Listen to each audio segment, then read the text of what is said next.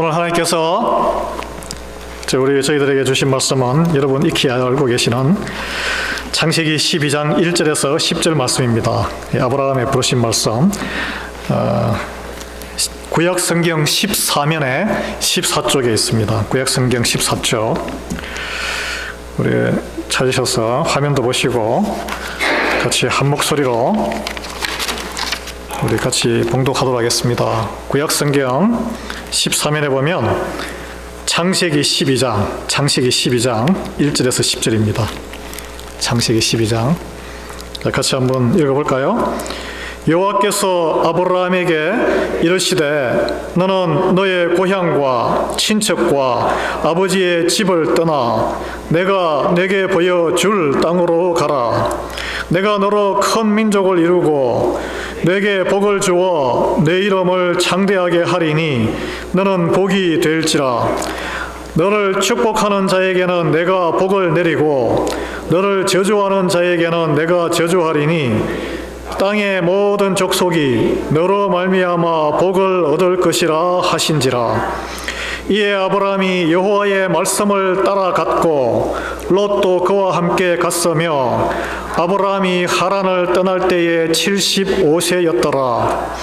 아브라함이 그의 아내 사레와 조카 롯과 하란에서 모은 모든 소유와 얻은 사람들을 이끌고 가나안 땅으로 가려고 떠나서 마침내 가나안 땅에 들어갔더라. 아브라함이 그 땅을 지나 세겜 땅 모레 상수리 나무에 이르니 그때에 가나안 사람이 그 땅에 거주하였더라. 여호와께서 아브라함에게 나타나 이르시되 내가 이 땅을 내 자손에게 주리라 하신지라. 자기에게 나타나신 여호와께 그가 그곳에서 제단을 쌓고 거기서 베델 동쪽 산으로 옮겨 장막을 치니 서쪽은 베델이요 동쪽은 아이라. 그가 그곳에서 여호와께 제단을 쌓고 여호와의 이름을 부르더니 점점 남방으로 옮겨갔더라. 그 땅에 기근이 들었으므로 아브라함이 애굽에 거류하려고 그리로 내려갔으니 이는 그 땅에 기근이 심하였음이라. 아멘.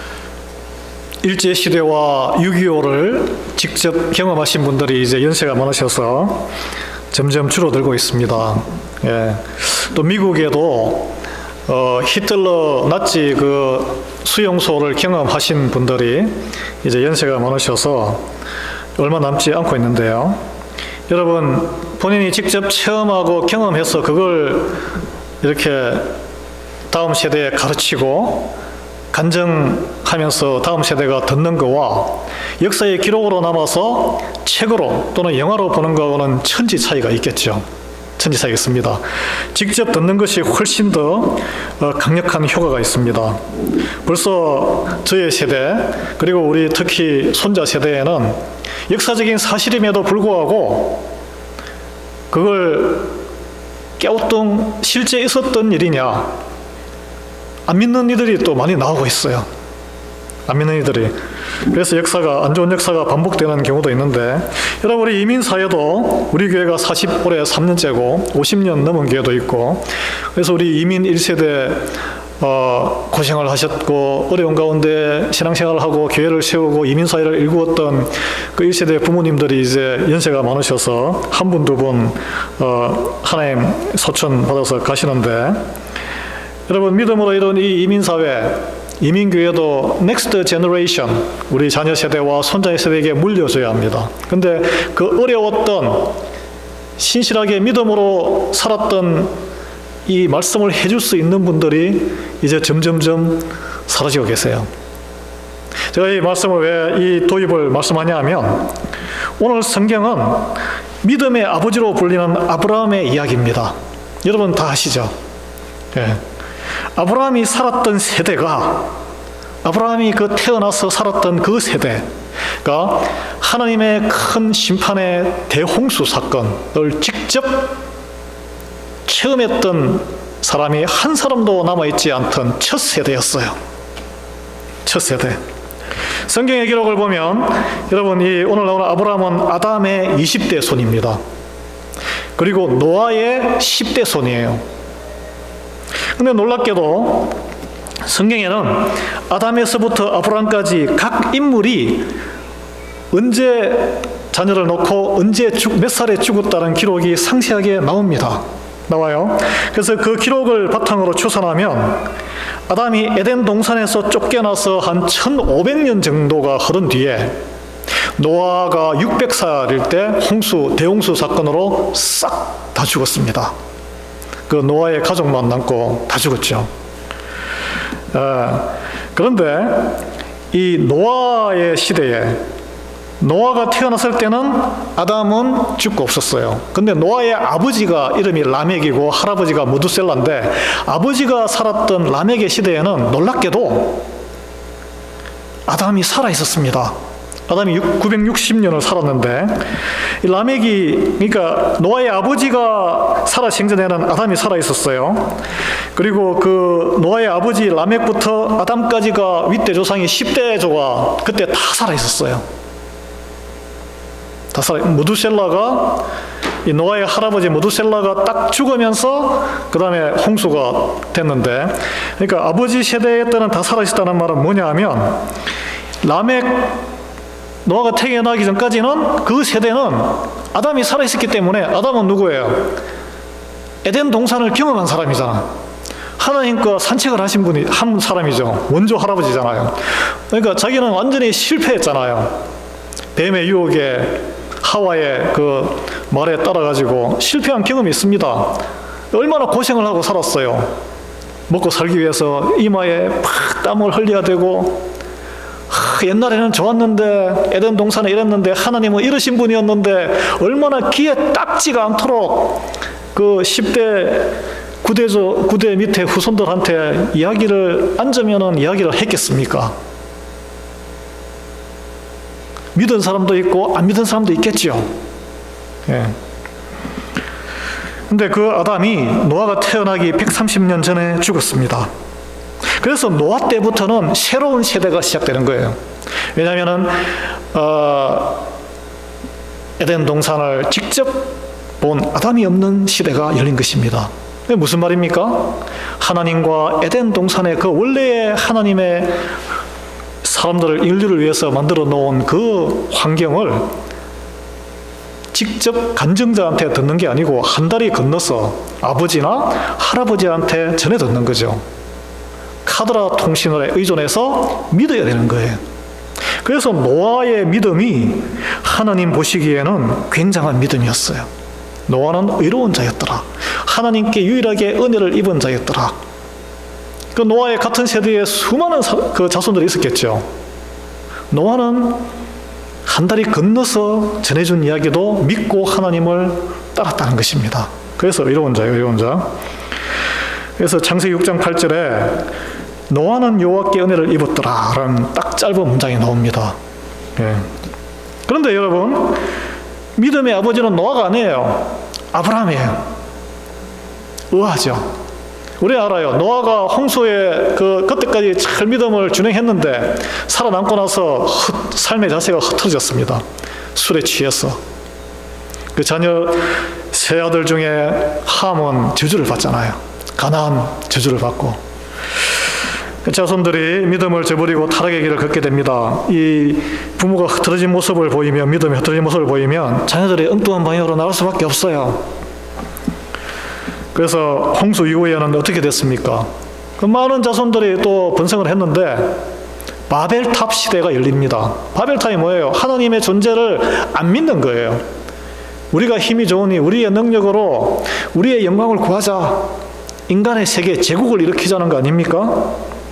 이제 이런 시대 상황에서 그 노아의 큰아들 셈의 자손을 통해서 그 중에 아브라함을 불러서 한 가정을 통해서 믿음으로 구원의 역사를 본격적으로 시작하는 이야기가 오늘 이야기입니다. 그래서 성경학자들은 이것을 족장의 시대가, 족장 패밀리를 통해서, 한 가정을 통해서 이제 하나님이 구원의 역사가 시작됐다. 그런데 다른 한편으로는 이것을 언약의 시대가 시작되었다. 말씀의 약속의 시대가, 그렇게 표현을 하고 있습니다. 그런데 왜 아브라함이 믿음의 아버지가 되느냐. 조금 전에 약간 힌트 드렸지만 아브라함이 살아있을 때에 또 우리가 당시 세상을 우리가 알아야 될 필요가 있어요. 아브라함이 살았던 시대는 어떤 시대였나? 여러분, 노아가 놀랍게도 노아가 살아있었습니다.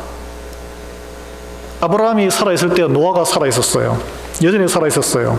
특히 노아의 아들 셈, 수명이 굉장히 길었어요.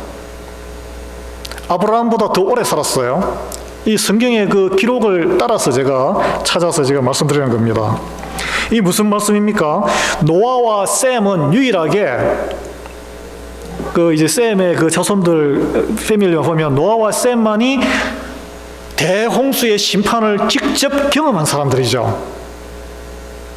마치 아우슈비츠에서 살아남은 사람, 또는 공산주의의 횡포에서 6.25 때 피난 와서 살아남은 사람, 그런 사람들이란 거예요. 이게 무슨 말이냐 하면은 하나님의 그 심판을 직접 경험한 사람, 그런 가르침을 이미 아직도 줄 수 있는 그런 시대에 아브라함은 태어나서 살았다는 것입니다. 그런 증거자가 있었는데도 불구하고 당시에 사람들 다 뭐 6촌, 8촌, 12촌 넘어는 16촌, 18촌, 사돈 8촌, 그죠? 쫙 안 믿었어요. 하나님을 버리고 바벨탑을 쌓고 인간의 영광을 구하기에 바쁜 삶을 살았던 시대입니다. 이게 당시 아브라함이 살았던 전반적인 분위기였어요. 아브라함이 50 몇 살 때까지 노아는 살아 있었습니다. 셈은 아브라함이 175세로 죽고 나서도 35년을 더 살았어요. 그 셈이 600살을 살았는데 그 죽을 당시에 아브라함의 아들 이삭은 110살이었어요. 그 아들 야곱이 50살이었습니다. 야곱이 나이 40대에 에서를 피해서 외삼촌 라반에게 도망을 갑니다. 뭐 직접 같은 동네에 안 살 수도 있었죠. 그래도 소문으로 다 들을 거 아니에요.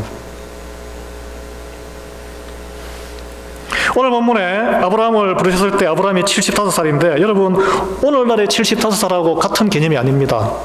아담과 그 노아 홍수 전에는 보통 900살을 살았습니다. 근데 홍수가 되면서 200살을 살았는데 그 위에 아브라함의 조상 한 10대는 200년을 기준으로 하면 아브라함이 175세를 살았으니까 75세라는 것은 오늘날 우리의 나이 개념으로 치면은 한 35살 안팎이에요. 한창 때입니다. 한창 때이고 35살이면 어느 나이예요? 한창 자녀를 생산해야 될 나이예요. 아브라함에게는 아내 사라는 그 둘 사이에는 자녀가 없었죠. 가장 큰 고통이자 문제이자 사회적으로 정죄를 당하는 하나님의 저주를 받았네요. 특히 고대 사회에서는 그런 고민이 있는 그런 부부였습니다. 그리고 이제 하란 땅에서 정착을 하고 살았다 오늘 말씀해 놓는데, 하란 땅은 지금으로 치면은 시리아의 동쪽이에요.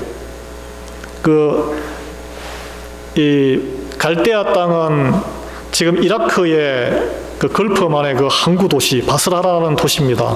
두 강이 여기에 유프라테스와 티그리스 강이 만나는 아주 비옥진 그 삼각지, 굉장히 거기가 성경에서는 바벨론이라는 도시예요. 바벨론. 그러니까 고대 문명의 중심지고 잉여 생산물이 너무나 많아서 제국을 세우고 강성했던 곳입니다. 그게 에덴 동산이 그 인근에 있었다는 그런 이야기가 있는데, 원래 고향은 본고향은 거기에요. 그 갈대아 지방인데 거기서 북쪽으로 한 300마일을 유프라테스 강을 따라서 북상을 해서 하란 땅이라는 곳에서 아버지와 함께 살고 있었습니다. 그 하란 땅도 척박한 곳이 아닙니다. 유프라테스 강이 워낙, 지금도 그 지도에 들어가 보면은 강 주변으로 한 몇십 킬로 다 평야예요.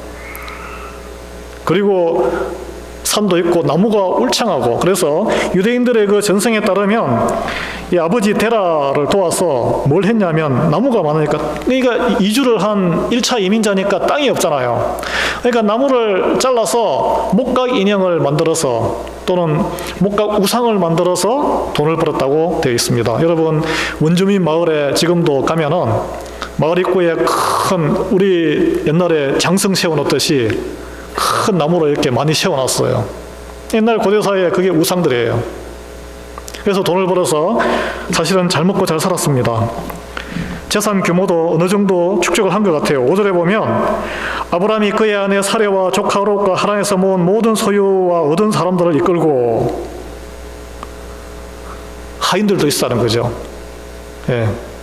굳이 그 땅을 떠날 필요가 없는 상황이었습니다. 그런데 하나님께서 이런 아브라함이 그 전생에 따르면 아버지의 그런 목각을 잘라서 먹고 사는 걸 마땅치 않게 생각을 했다는 그런 기록이 있습니다. 말로는 하나님에 대해서, 에덴 동산에 대해서 그런 걸 교육은 받았는데, 그렇게 삶을 살지 않는 아버지에 대해서 불만이 있고, 그리고 그걸 다 때려 부셨다는 그런 이야기도 있어요. 그런데 그런 그 아브라함의 마음을, 믿음을 하나님께서 예쁘게 생각하셨는지 아브라함을 불렀어요. 부르는데 여기에 복된 인생으로 만들기 위해서 하나님께서 사람을 부를 때 몇 가지 특징이 오늘 나옵니다. 그걸 한번 함께 나눠보고 싶어요. 왜냐하면 우리가 따라가야 될 길이고, 모두가 우리가 축복받은 인생 아닙니까? 축복받은 인생을 살아야죠. 첫 번째, 하나님은 아브라함이 과거로부터 완전히 단절할 것을 요구하셨어요. 완전한 단절.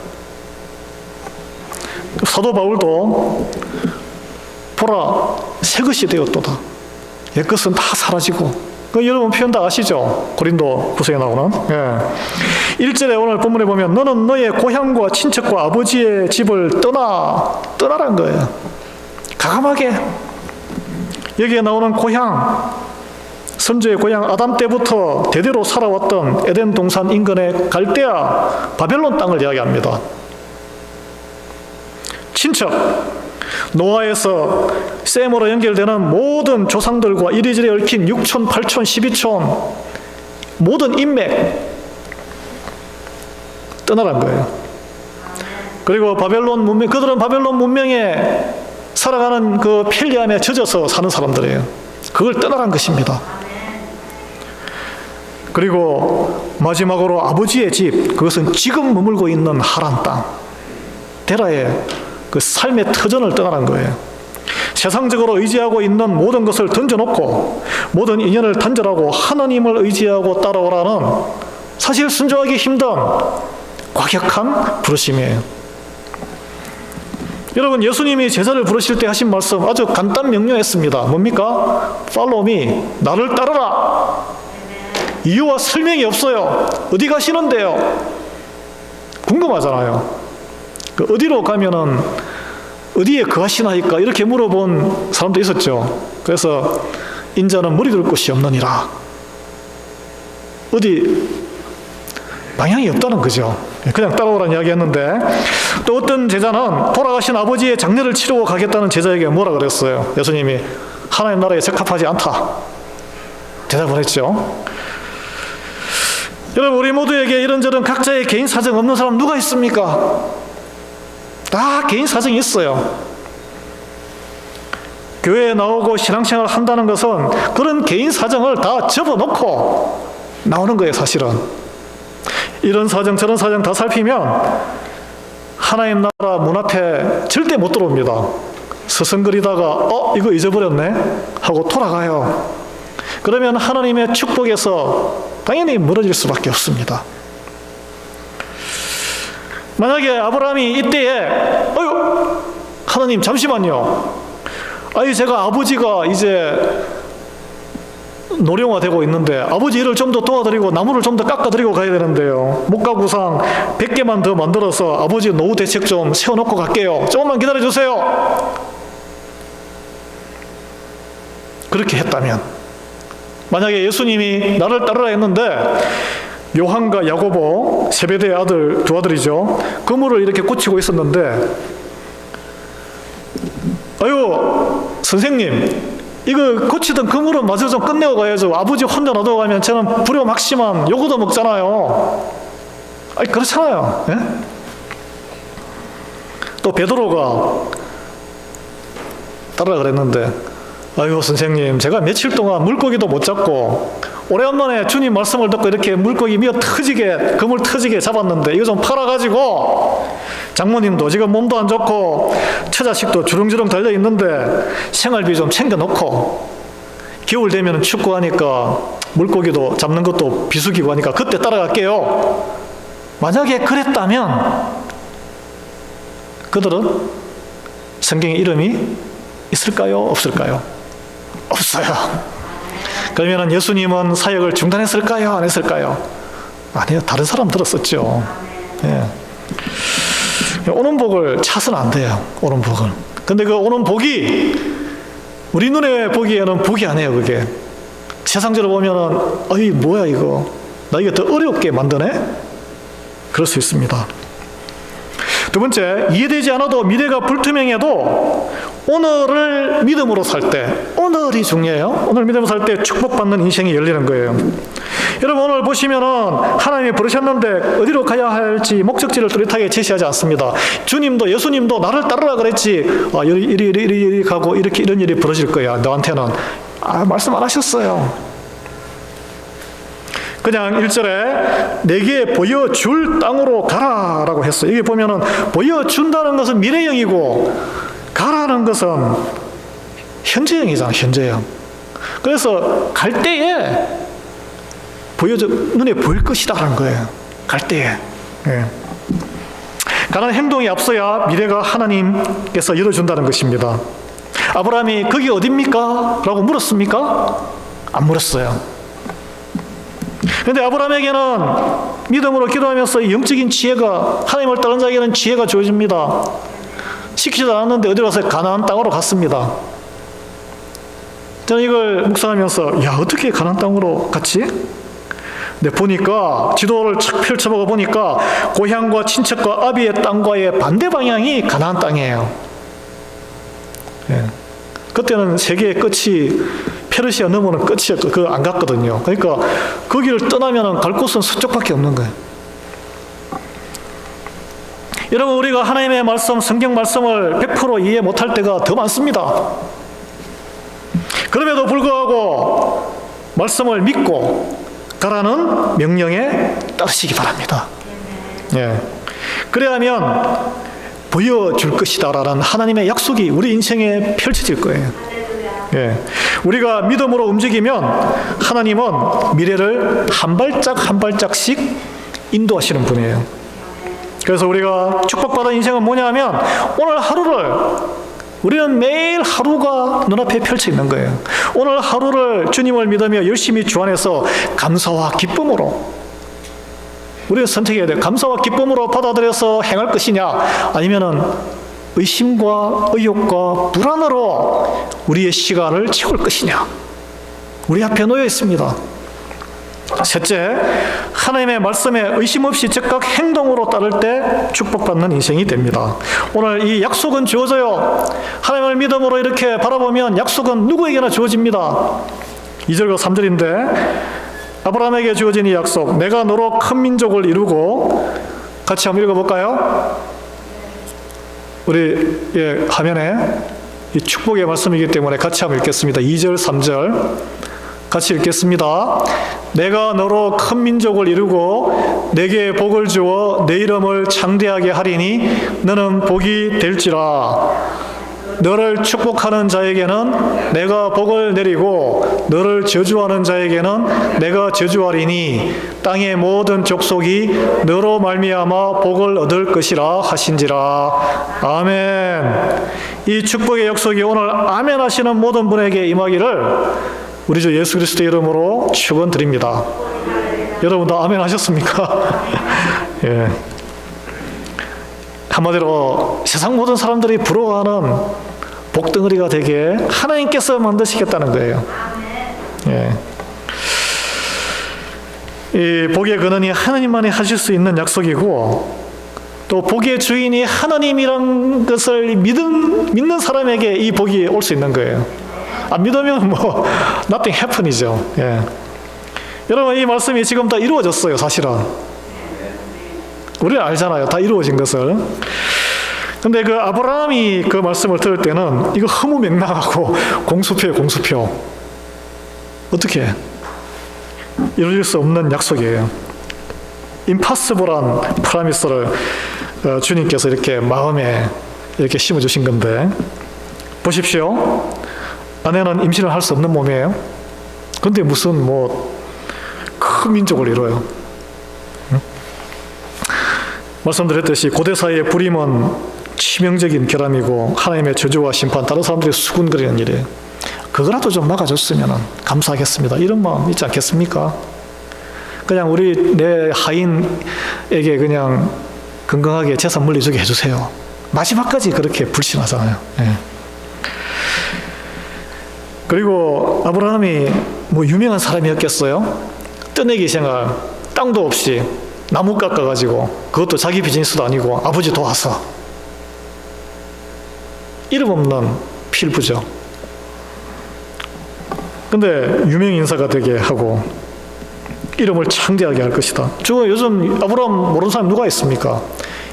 이슬람권에도 믿음의 아버지가 아브라함입니다. 예. 불가능한 일이에요, 당시에는.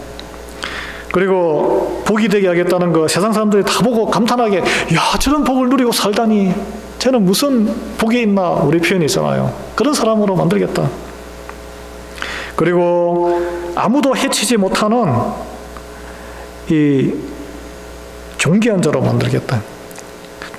당시에는 이방 민족들이 굉장히 사나웠어요. 약탈하는 사이이기 때문에 안전이 굉장히 어려운 사이였습니다. 이런 약속. 그리고 복을 내린 자를 복주고 저주하는 자를 저주하고 모든 족속이 너로 인해서 복을 얻을 것이다. 이 하나님의 권세입니다. 내가 예를 들어서 여러분께서 이 하나님의 자녀 그리스도인들이 누리는 하나님께서 주시는 이 권세예요. 여러분이 말을 하면은, 축복하면은 그 사람이 축복을 받는 거고, 커스하면은 커스를 받는 거예요. 저주를 받는 거예요.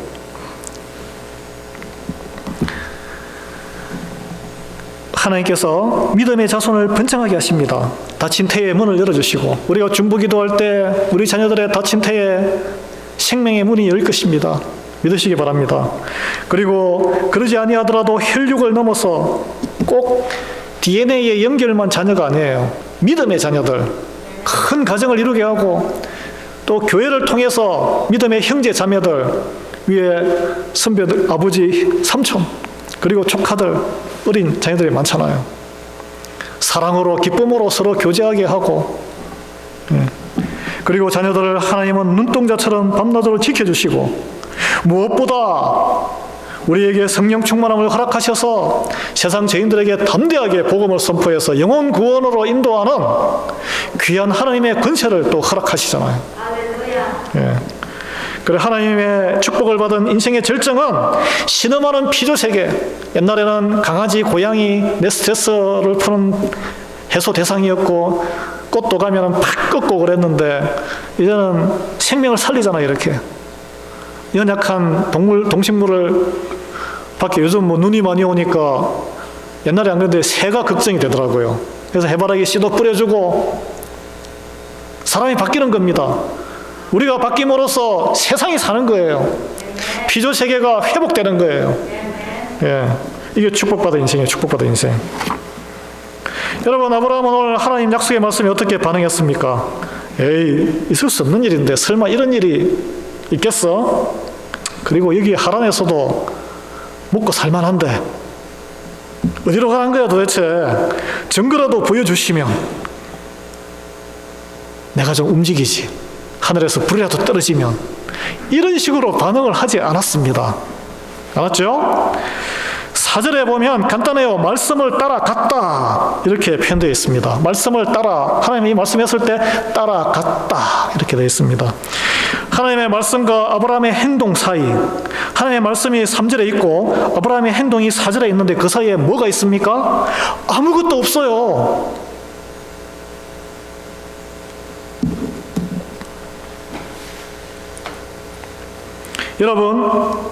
여러분께서 사랑하는 여러분, 하나님의 말씀을 듣고 설교 말씀을 듣고 하실 때, 그 다음에 행동으로 따라서 옮길 때 그 사이에 무엇이 있습니까? 무엇이 분명히 있어요. 있잖아요. 의심이 있고, 걱정이 있고, 안개처럼 뿌연 게 있고, 이러다가 내가 지금 있는 것까지 흔들리면 어떡하지? 불안함이 있습니다. 근데 아브라함은 즉각 순종했어요. 여러분, 하나님의 복을 받는 인생은 말씀과 행동 사이에 아무것도 없는 인생. 즉각적인 순종. 행동이 느린 이유는 결과에 대한 불안감 때문에. 그래서 우리는 계산하느라고 행동의 타이밍을 놓쳐버려요. 계산하느라고 머리가 확 돌아가니까. 그러나 이 말씀과 결과 사이에서 자고 우면하고 계산하는 것은 우리의 몫이 아니에요. 하나님의 몫입니다. 우리의 몫은 그냥 말씀대로 행동하는 거예요. 아브라함은 약속을 따라간 것도 아니고 축복을 따라간 것도 아니고 하나님의 말씀을 따라갔다고 오늘 기록에 남아 있습니다. 예. 이 원어로 히브리를 보면 하나님의 말씀과 함께 걸었다, 걷는다라는 뜻이에요. 현재요. 말씀과 함께 걷는다라는 뜻입니다. 당장 보기에 자기 인생에 도저히 이루어질 수 없는 하나님의 약속이죠. 말씀인데 공수표 같지만 그 말씀을 안고 그냥 걸어가는 거예요. 이해는 안 되지만 여러분, 밤새 하루 종일 물고기 잡는 그 허탕을 친 베드로가 그물이 터져라 물고기를 잡고 나서 회개하게 된 결정적인 그 터닝 포인트가 무엇입니까? 탁 변하는 터닝 포인트.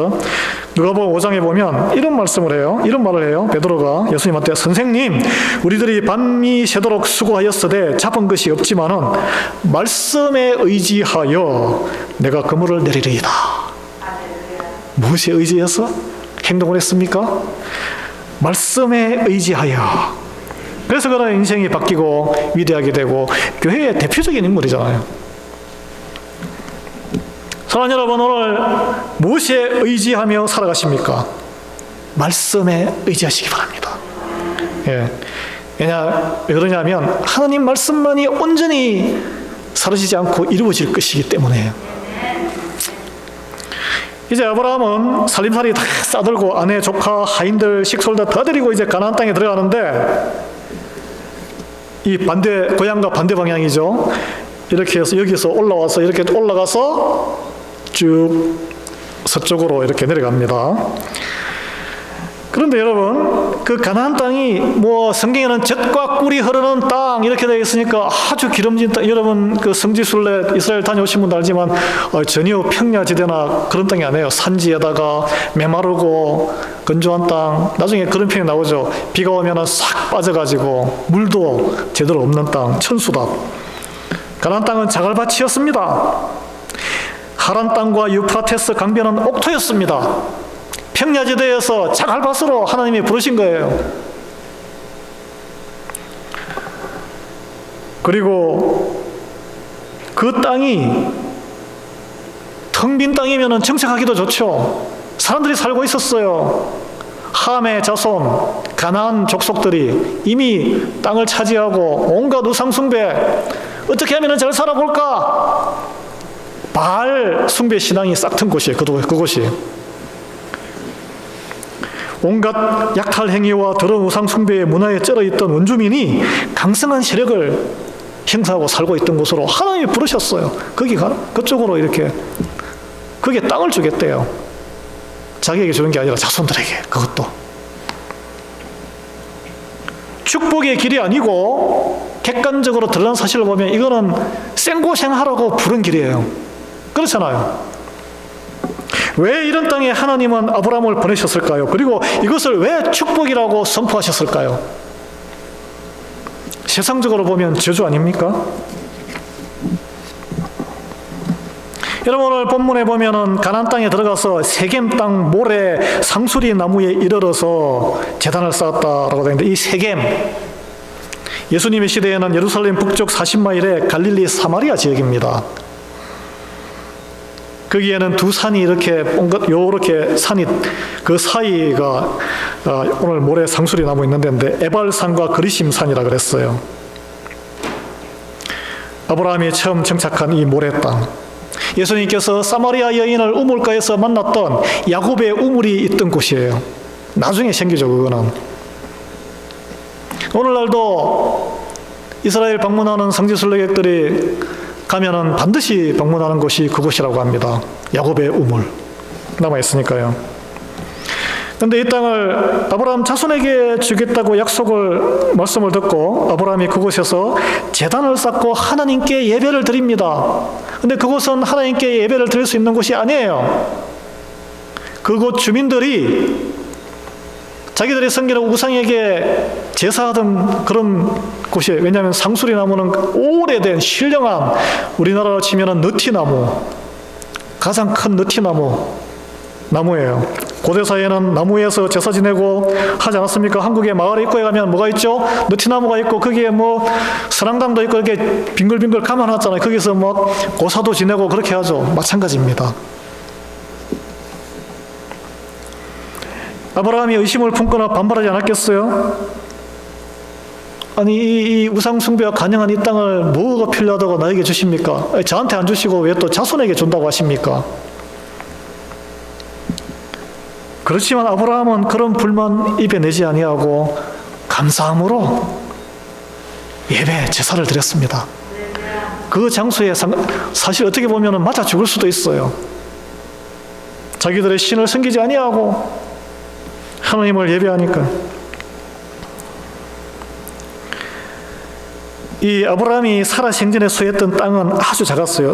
이 아내가 죽고 나서 막벨라 동굴을 사들이죠. 그 땅밖에 없었습니다. 그 땅밖에 없었어요. 서운함과 불평을 할 수 있는 시기에 아브라함은 자신이 선 자리에서 위험을 무릅쓰고 하나님께 감사함의 예배를 올렸습니다. 예. 그래서 아브라함은 이로써 어떻게 됐습니까? 우상숭배가 관영하는 우상숭배의 제단을, 그 상수리나무 그 제단을 하나님을 예배하는 제단으로 바꾼 거예요. 이 하나님은 축복받은 인생을 통해서 우상숭배가 관영한 이 세상에서, 복판에서 하나님 나라가 이루어지는 것, 예배가 회복되는 것을 꿈꾸시는 것입니다. 여러분, 이 모세 출애굽 2세대 백성에게 이제 죽기 전에 설교를 하는데 그게 신명기가 전체가 설교입니다. 11장에 보면은 이 아브라함이 제단을 쌓고 이 제사를 지낸 세겜 땅, 여기 모래의 상수리 나무가 다시 나와요. 제 11장 한번 읽어드릴게요. 26절 30절인데 내가 오늘 복과 저주를 너희 앞에 두나니 너희가 만일 내가 오늘 너희에게 명하는 너희의 하나님 여호와의 명령을 들으면 복이 될 것이요 너희가 만일 내가 오늘 너희에게 명령하는 도에서 돌이켜 떠나 너희의 하나님 여호와의 명령을 듣지 아니하고 본래 알지 못하던 다른 신들을 따르면 저주를 받으리라. 내 하나님 여호와께서 내가 가서 차지할 땅으로 너를 인도하여 들이실 때에 너는 그리심 산에서 축복을 선포하고 에발산에서 저주를 선포하라. 이 두 산은 요단강 저쪽 곧 해지는 쪽으로 가는 길 뒤 길갈 맞은편 모래 상수리 나무 곁에 아라바에 거주하는 가나안 족속의 땅에 있지 아니하냐. 나오죠? 가나안 땅에 들어갈 때 들어가기 전에 이야기한 것입니다. 여러분, 아브라함은 하나님의 부르심으로 저주의 땅 한가운데로 인도받아 갔습니다. 그러나 그는 그 저주의 자리에서 복을 선택하고 예배를 드렸어요. 여러분, 우리 앞에 주님이 오시기 2000년 전의 사람이에요. 아브라함이. 하나님의 명령에 믿음의 반응을 보인 아브라함을 통한 말씀이 오늘 주어졌어요. 이 복은 다 받기를 원하시죠. 우리는 어떻게 반응을 해야 됩니까? 우리 안에 의심과 의욕을 따라갈 것인지 아니면 아브라함처럼 반응할 것인지 우리는 선택은 우리에게 주어진 거예요. 오늘 우리 이제 예배를 마치고 세상 한가운데로 돌아갈 것입니다. 점점 하나님과 교회에서 멀어지는 세상이 되고 있어요. 그래서 우리에게는 저주와 복이 우리 앞에 서 있습니다. 세상에서. 저는 저 여러분의 하나님의 복을 선택하고 일상 가운데 하나님을 예배하는 제단을 쌓는 예배자로서 축복받는 인생이 되기를 예수 그리스도 이름으로 축원드립니다. 기도하겠습니다.